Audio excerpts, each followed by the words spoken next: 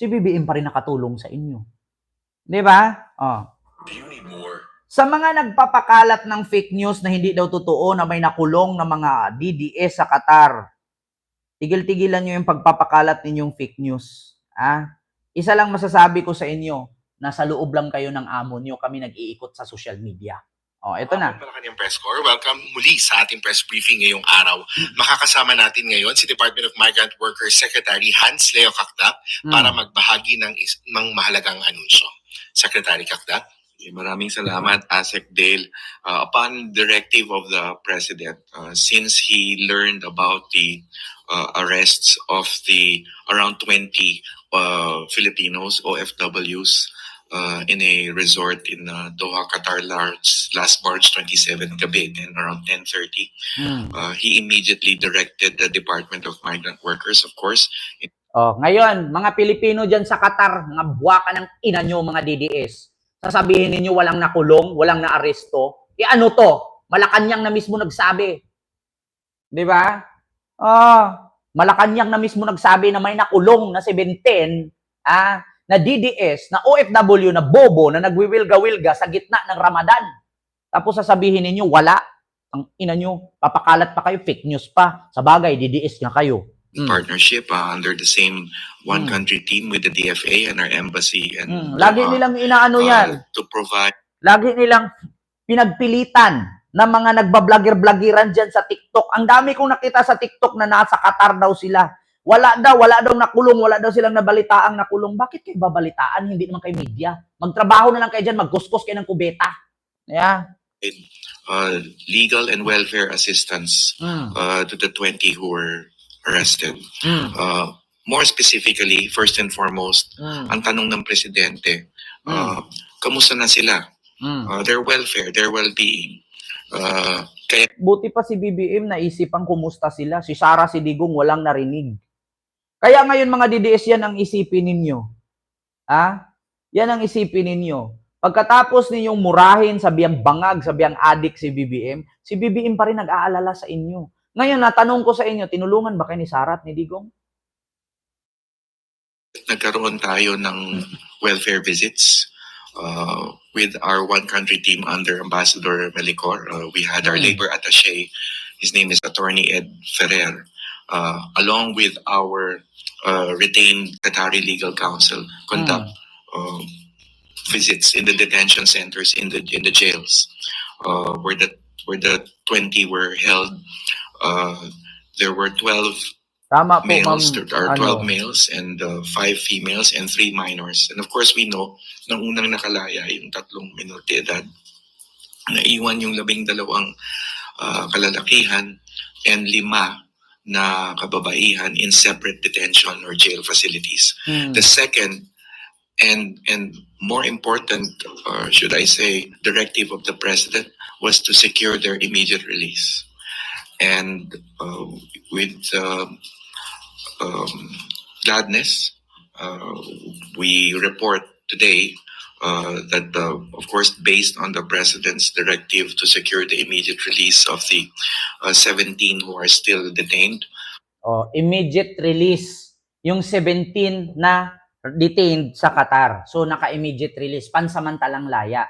Papauwiin na sila sa Pilipinas. So, pag umuwi ng Pilipinas, hindi na sila maka-abroad. Bakit? Deportation ang tawag dun. So, klaro po mga kababayan, merong naaresto na 17 ka mga DDS na OFW bobo, tanga-tanga, uto-uto, inutil, hampas lupa, mahirap, pangit ang lahi, na nakulong sa Qatar. Ngayon ninyo, ako nun, pamilya nun, isumpa nyo si Digong. Tignan nyo, Digong kayo ng Digong. Tapos, wala namang tumulong sa inyong Digong. So, yun ang katotohanan, mga kababayan. Klarong-klaro, di ba? Di ba? Klarong-klaro. Dito tayo kay Gwen Garcia. Gwen Garcia. Ito na, mga kababayan, Gwen Garcia. Uy, may nagpalipad si Ami Simple Kitchen. Maraming salamat sa yung 10 Hong Kong dollar super sticker, ma'am. Thank you so much po. Tama ka, yun ang totoo. Dito tayo sa kay Amy Marcos. Isusupina daw ang mga hindi aattend. Ipapasupina daw ni Senador Amy Marcos ang mga hindi aattend sa hearing ng mga admin official. Di ba? Ipapasupina daw. Nako, mga kababayan. Isa lang masasabi ko dito, alam mo, sa totoo lang, Senadora Amy, hindi ako nang baba sa'yo.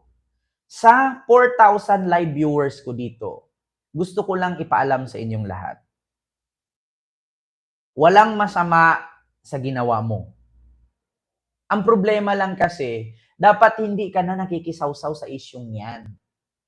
Kasi hindi ka naman kasali. Alam mo, mahuhulog dito, Senador Amy. Alam mo, sa totoo lang, Senador Amy, mahuhulog dito, sangkot ka dyan. Di ba?